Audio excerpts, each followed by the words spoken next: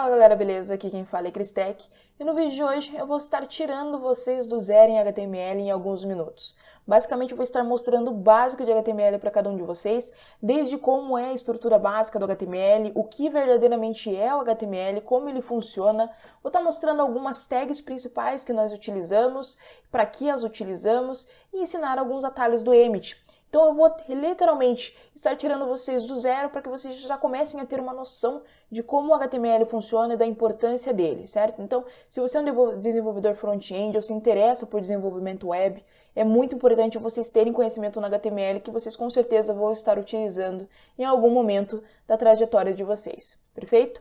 Então aqui eu vou estar usando o VS Code, eu já linkei o VS Code através da extensão do Live Server aqui no Google Chrome. Então o que significa? Tudo que eu for escrever no HTML aqui no nosso código vai aparecer em tempo real ali no nosso Google Chrome para a gente ir vendo quais são as alterações que nós estamos fazendo, perfeito?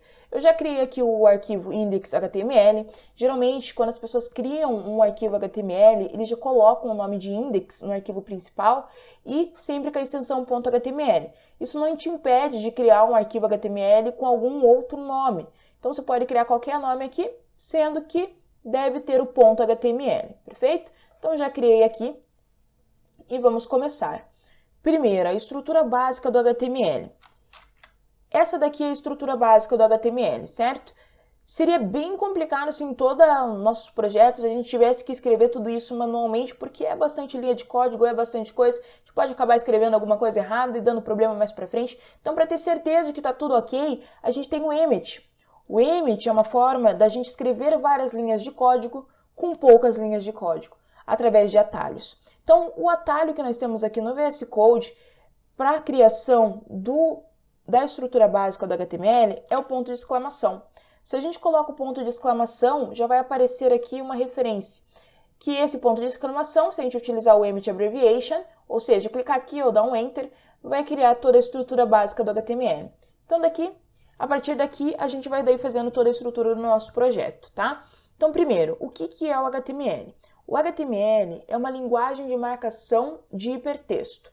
Ele é o responsável e é o que vai nos possibilitar escrever textos na nossa página web, inserir imagens, inserir botões, inserir parágrafos, fazer as divisões que nós temos na nossa web. Então é o HTML que vai criar toda essa estrutura, todo o corpo.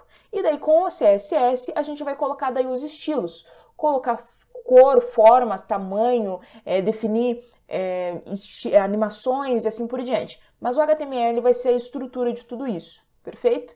Então ok. Como que funciona essa estrutura básica? Eu vou estar explicando rapidamente o que é cada parte. O doctype HTML basicamente vai estar dizendo para o website que a gente está usando o HTML mais recente, ou seja, o HTML5. O HTML-lang é basicamente a linguagem que vai estar no nosso website. Por padrão vem aqui o inglês, então a gente coloca aqui PTBR para ficar o português, fica certinho. Aqui nós temos o head.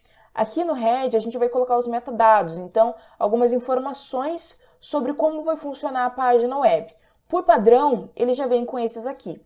O char7 UTF-8 é basicamente uma codificação que aceita acentuações. Então nós sabemos que no português, por exemplo, nós temos várias palavras que têm acentuação, C cedilha e assim por diante. Se a gente não coloca o char7 e no meio do nosso site a gente coloca palavras que têm essas acentuações, o nosso site não vai conseguir ler da forma correta.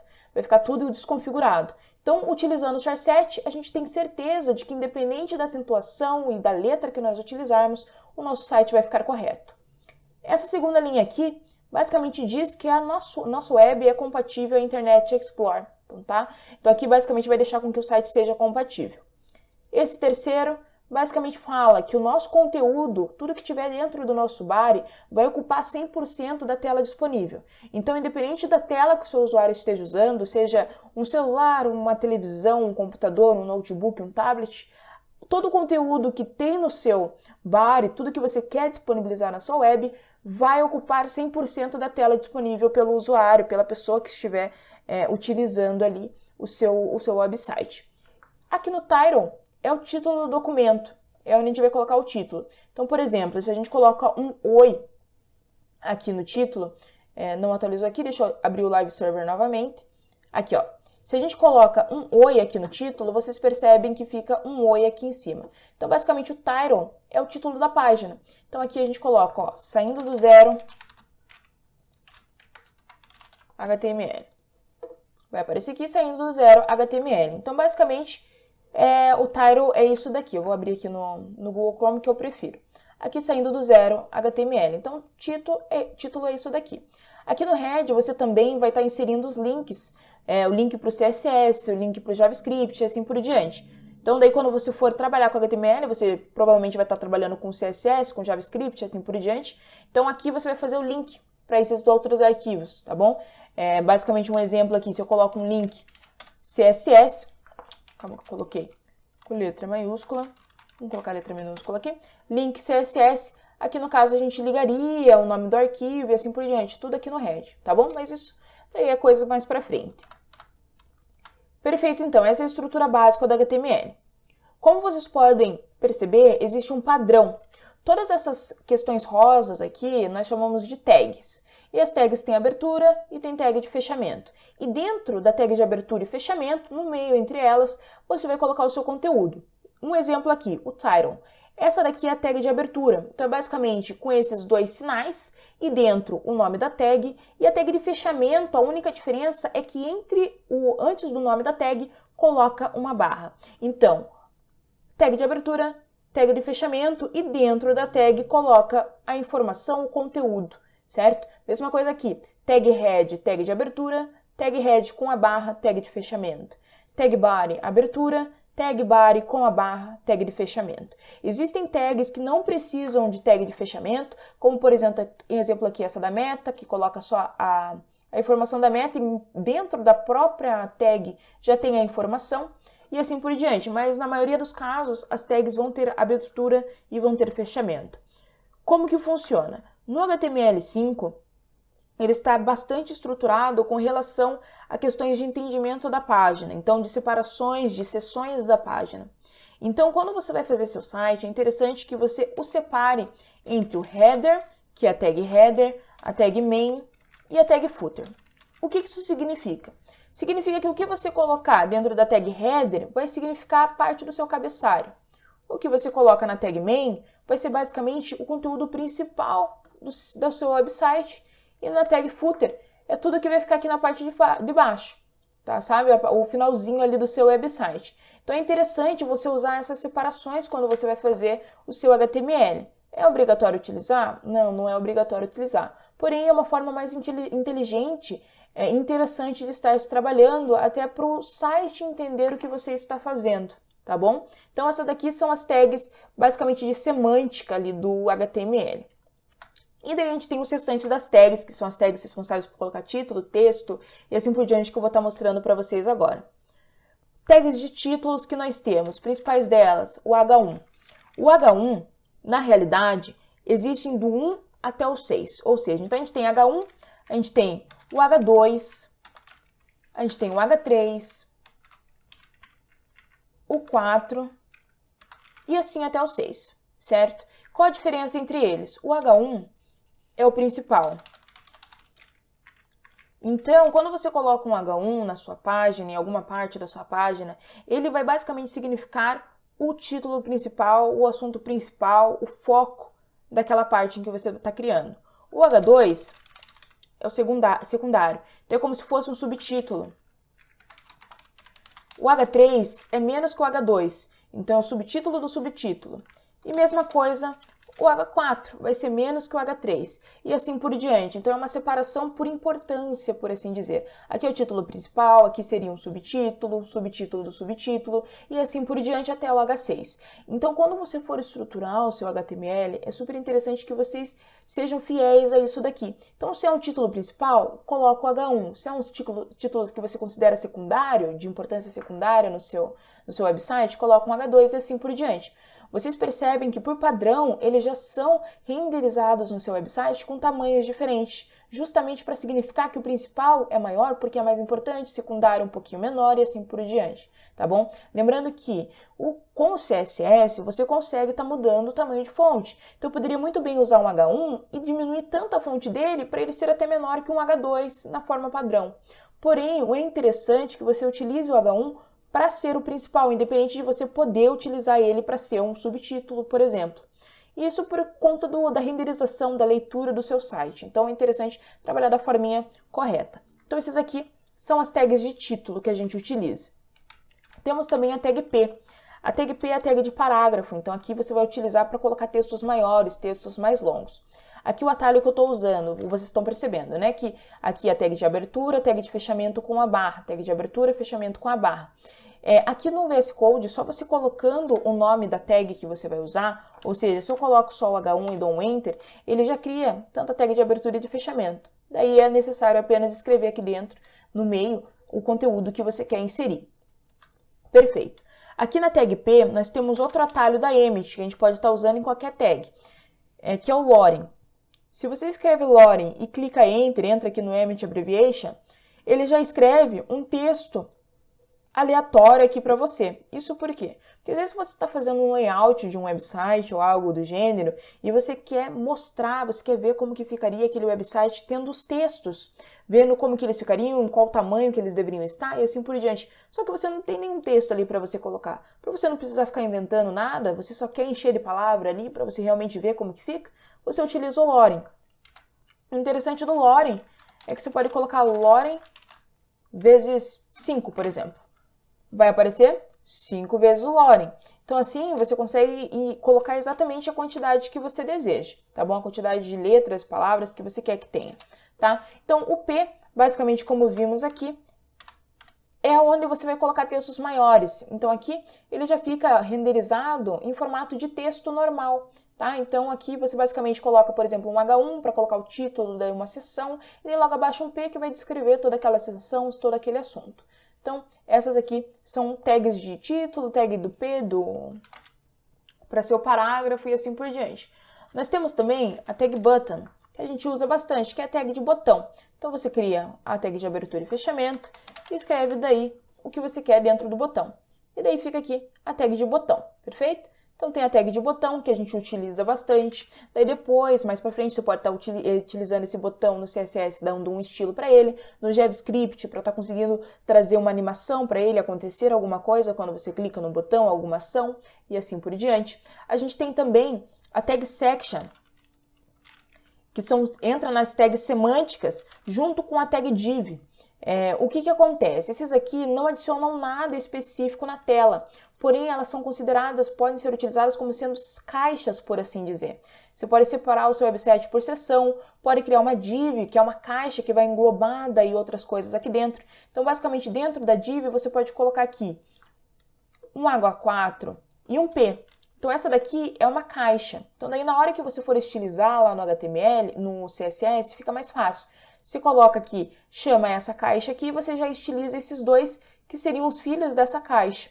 E mesma coisa com a seção. Você pode colocar questões dentro dessa seção e fazer daí a separação dela certinho. Então, como você pode ver, você vai criando seção e vai fazendo a separação. Lembrando, é tudo renderizado de cima para baixo. Então, a partir do momento que eu joguei os itens aqui para baixo, você percebe que a ordem aqui na tela também mudou. Então, o botão que antes estava embaixo passou aqui para ser o primeiro. Daí veio a seção de baixo e assim por diante, tá? Então, tudo a forma que você escreve o seu HTML é a forma que vai estar sendo renderizado aqui no site, tá bom? Então, basicamente isso, a tag div funciona como sendo uma caixa, a seção também, e dentro da caixa você vai colocando daí as outras questões que você quer colocar. Lembrando que pode uma seção ter várias caixas dentro dela e assim por diante. E aí a gente entra na questão de filiação. Então, por exemplo, aqui na tag div, a gente utiliza a nomenclatura do sentido de que a div seria pai dessas duas tags aqui dentro. Então, a div é pai da tag H4, é pai da tag P. E a tag H4 e a tag P são irmãos. Então, basicamente, usa essa nomenclatura. De acordo com que você vai incluindo mais coisas dentro de cada tag, vai tendo essa questão de pai, avô e assim por diante, para você saber qual tag responde a quem, por exemplo. Então, se eu estilizo a tag div com alguma questão, todos os filhos dela serão afetados por aquilo, a não ser que eu peça para que não sejam. Agora, se eu estilizo só o H4, ele não vai interferir no P, e assim por diante. Por isso que tem essa questão de filiação. Então aqui, essas são algumas tags interessantes, que é interessante estar sabendo. Outra tag interessante é a tag de input. A tag de input, ela pode até parecer muito com uma tag uma tag de botão, tá? Dependendo do que você coloca aqui, porém não é. A tag input, ela cria controles interativos para formulários na maioria das vezes. Então, por exemplo, aqui, o tipo, essa daqui é uma tag que não tem a tag de fechamento, é só a tag de abertura, e daí aqui no título, no type, você coloca o tipo que vai ser esse input. No caso aqui, está um tipo de texto. Então, basicamente, libera um espaço para você incluir um texto aqui na tela. Agora, se você quer que seja, por exemplo, uma tag, um submit, do tipo submit, vai aparecer que é um botão. Então, basicamente, é um botão para você enviar alguma coisa. Daí você utiliza JavaScript para estar fazendo essa ação. Pode ser do tipo data também, do tipo date. Aparece daí aqui já para você colocar a data, inserir a data certinho de acordo com o que você precisa. Pode ser do tipo file. Se você coloca file aqui, já cria esse arquivo desta forma, onde você pode escolher o arquivo. Você clica em escolher o arquivo, daí já vai aparecer daí a tela para você anexar alguma coisa. Aqui várias formas pode ser do tipo month, do tipo mês. Daí aqui você escolhe o mês certinho. Então depende de muito do que você quer fazer, do quais são as suas intenções. Junto com a tag input, geralmente é utilizada a tag label. Então, por exemplo, se eu coloco aqui o input text e coloco a label, para ligar esses dois, a gente coloca aqui no nome, por exemplo, label de nome. E daí aqui no for, a gente coloca o nome, o mesmo que está aqui embaixo. Daí, o que a gente escreve aqui no label vai ficar basicamente do lado do que está ali no input. Então, isso é muito interessante, a gente utilizou isso, se vocês forem ver no nosso primeiro projeto de tela de login, para criar basicamente aqui, o login, daí de baixo a senha e assim por diante.